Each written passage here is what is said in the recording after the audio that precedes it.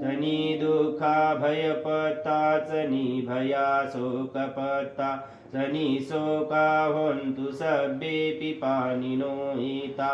वताच अम्मेहि सबथं पुण्यसम्पदं सभ्ये देवानुमोदन्तु सर्वसम्पत्तिसिद्धियादानं ददन्तु श्रद्धाय शीलं रक्षन्तु सर्वदा भावनां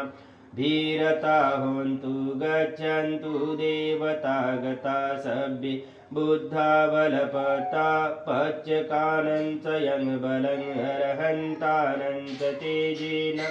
रक्षं वन्दामि सबसो आकाशटा च भूमटा देवानागमहिधिका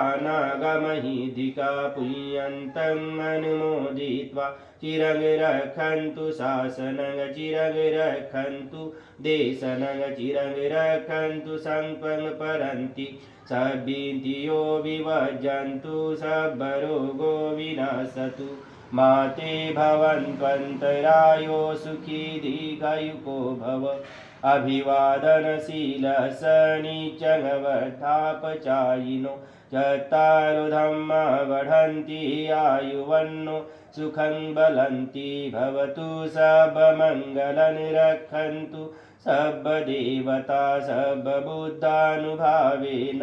सदा सोत्थि भवन्तु ते भवतु सर्वमङ्गलं रक्षन्तु सर्वदेवता सर्वधर्मानुभावेन सदा सोत्थि भवन्तु ते भवतु सर्वमङ्गलं रक्षन्तु सर्वदेवता सर्वसङ्घानुभावेन सदा सोत्थि भवन्तु ते।